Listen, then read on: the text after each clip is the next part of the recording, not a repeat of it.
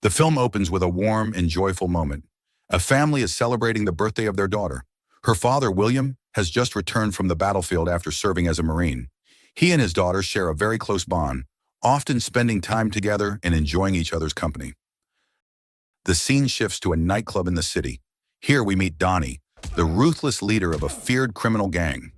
His reputation is built on intimidation and violence. Anyone who dares to challenge him is quickly eliminated. Not long after, Donnie's two sons arrive, Rory and his younger brother Danny. Rory tells their father that Danny's ready to join the gang. But in this gang, there is one requirement. To be accepted, Danny must take someone's life. The next day, William picks up his daughter Kat, who has just won a baseball match. He proudly talks about her accomplishments and the scholarship she has earned. He believes she is on the path to becoming a great baseball player one day. They stop at Kat's favorite cafe. William asks her to wait in the car for just a moment. But while he is inside, a group of gang members arrives. Seeing Kat alone, they approach and force her out of the vehicle. Rory orders Danny to prove himself and complete his initiation by killing Kat. That's what Father wants. To become one of us. Grab the extra salsa and guac. No. A gunshot is heard. William rushes back outside, but he is too late. His daughter is gone. This is where his vendetta begins. Welcome to Vendetta. William manages to confront Danny, but the police arrive and take Danny into custody.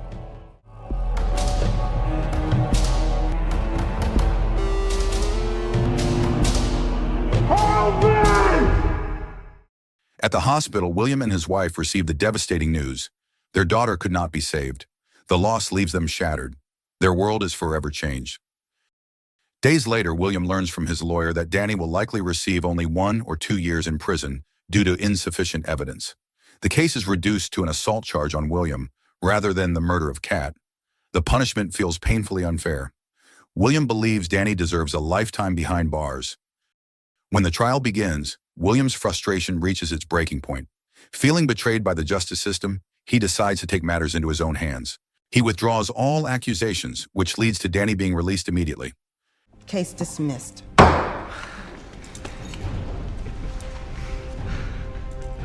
Outside the courthouse, Danny is welcomed back by Rory and Donnie. Donnie beams with pride, congratulating his son for officially becoming part of their criminal family. Meanwhile, from a distance, William watches them closely. He will not let this end here. That night, William puts his plan into motion. He begins by watching a known prostitution spot from a distance, looking for someone in particular. A woman named Luna approaches him and tries to offer company, but William turns her away. He isn't there for pleasure. He is waiting for Danny. When Danny finally steps out of the building, William quietly follows him.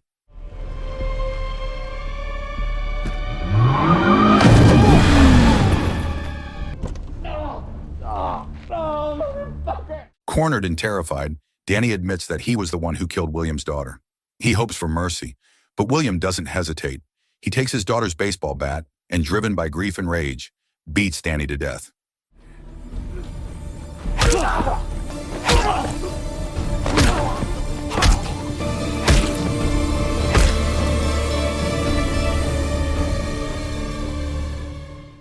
Returning home later that night, William finds his wife still overwhelmed with sorrow.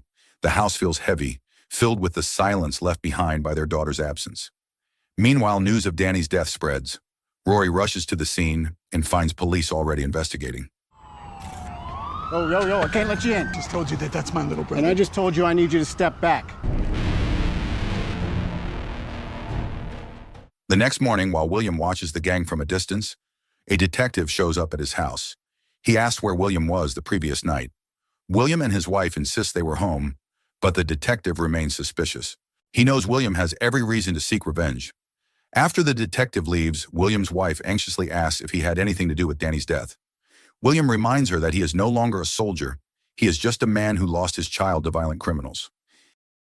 At the nightclub, Luna speaks to Rory. She tells him she saw a suspicious man before Danny was killed. Rory shows her a photo of William, and she confirms that was the man she saw. With that, Rory is certain. William is the one responsible. Fueled by anger, he vows to get revenge. A few days later, William is simply trying to enjoy a cup of coffee when Rory appears with one of his men. William reacts quickly and runs, but they chase him through the streets until they manage to corner him.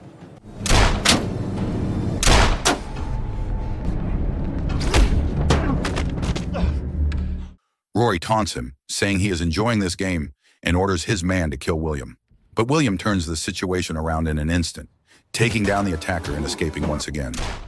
Rory fires his gun in frustration, and just as things escalate, police arrive on the scene, forcing Rory to pull back. When William arrives back home, the detective returns as well. He explains that the gang now believes William is the one who killed Danny, which makes him their next target. To protect him, the detective assigns officers to stand guard outside the house. After the detective leaves, William's wife anxiously asks what is really happening. William finally tells her the truth. He was the one who killed Danny. That night, the officers keep watch outside. Suddenly, a bottle is thrown at their patrol car. The officers chase after the person who threw it, but it turns out to be a distraction. With the police gone, Donnie and Rory show up at the house. Donnie demands to know why William killed his son. William's wife speaks up and says Danny had taken their daughter's life first. Without hesitation, Donnie shoots her. Shut down! No, Willie. Down on your knees. Rory follows by shooting William. As William lies on the ground, barely conscious, Rory approaches him and once again says he is enjoying this game. He shoots William again.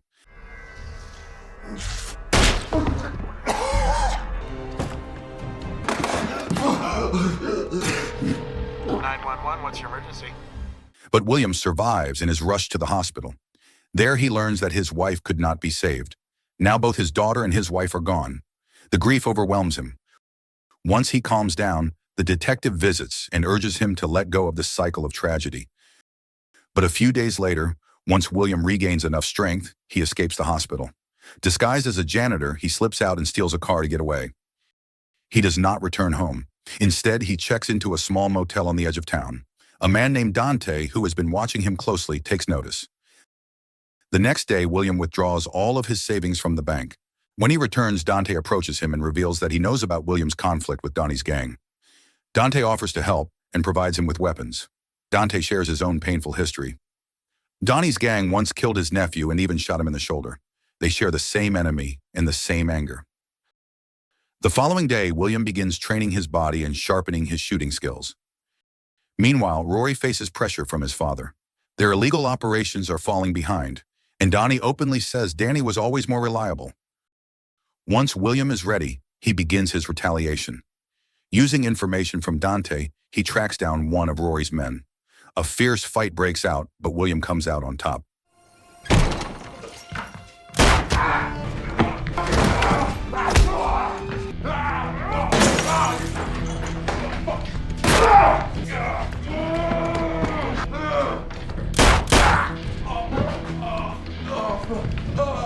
He forces the man to reveal the location of Donnie's hideout, then finishes him.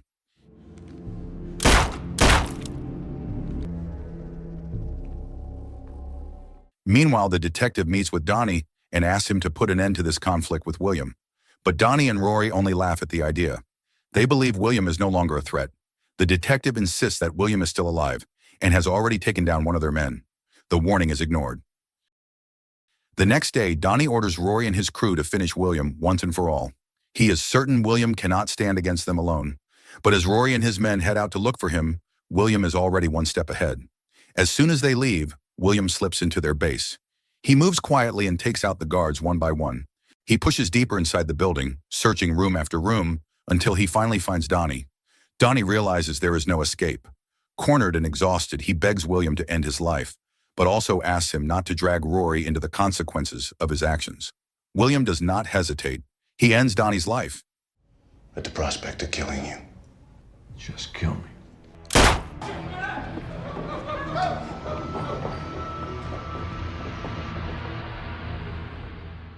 He then takes Donnie's phone and calls Rory, calmly informing him that his father is dead.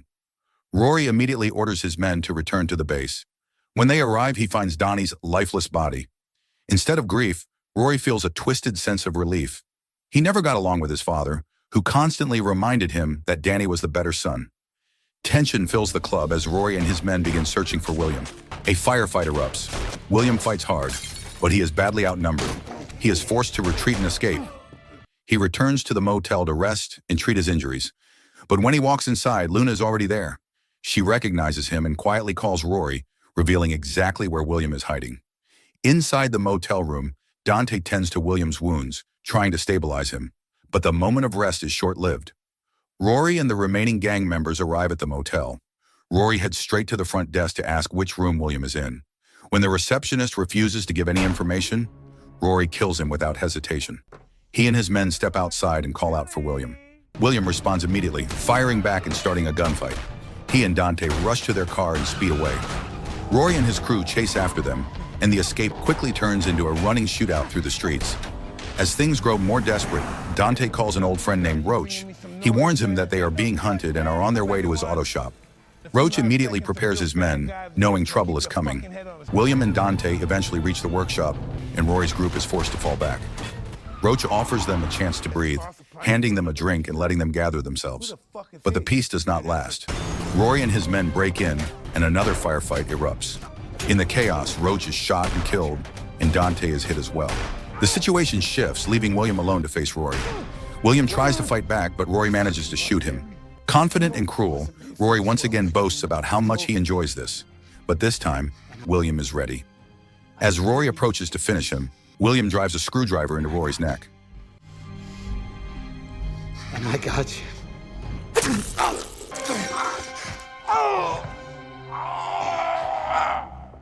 Rory bleeds out, and William tells him that he enjoyed the game too. Sirens fill the air as the police arrive to secure the scene. Against all odds, both Dante and William survive.